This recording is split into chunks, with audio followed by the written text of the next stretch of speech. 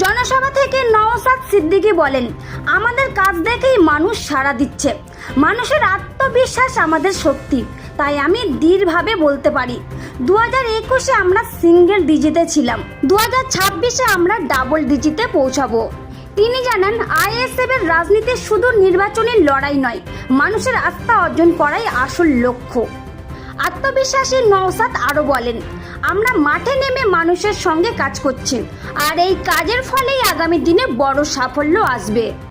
আমরা শুনে নেব এই বিষয়ে নওশাদ সিদ্দিকী কি বলছেন।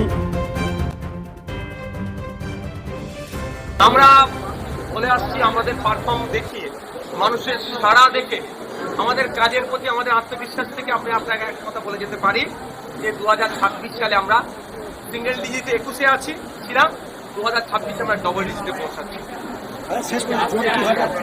না, ওরকম ভাবে কোনো আলোচনা হয় না, কোনো আলোচনা হয় আলোচনা চলছে। আপনাদেরকে ক্যাডারকে জানিয়ে রাখি, প্রসঙ্গ যেমন হলো, আমরা চিঠি পাঠিয়েছিলাম এই প্রসঙ্গে।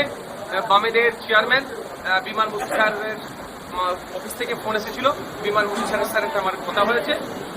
যেহেতু রাজ্যের সম্পাদক মোহাম্মদ সেলিম সাহেব চীনে গিয়েছেন তাদের একটা ডেলিগেশনের টিমের সাথে, তো উনি ফেরার পরেই এই বিষয়ে আমাদের চর্চা হবে। মোটামুটি আশা করছি পুজোর পরেই হয়তো আমাদের এই চর্চা হবে। বিমান স্যারকে আমি অনুরোধ করেছি যে সময়ের দাবি, মানুষের দাবি, যে এই মুহূর্তে আমাদেরকে বিজেপি তৃণমূলকে হারানোর জন্য যে লেফট ফ্রন্ট, জাতীয় কংগ্রেস, আইএসএফ, আরও যে সমস্ত সেকুলার প্র্যাকটিস করা রাজনৈতিক দলগুলো আছে, ঐক্যবদ্ধ হতে হবে।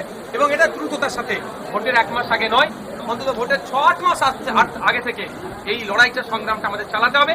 বুথ স্তর পর্যন্ত এই হাওয়াটা পৌঁছাতে হবে। তিনি আমার সাথে এই বিষয়টা তিনি গুরুত্ব সহকারে দেখবেন বলেছেন এবং দ্রুততার সাথে আমাদের কথা বলতে হবে। আজকে যে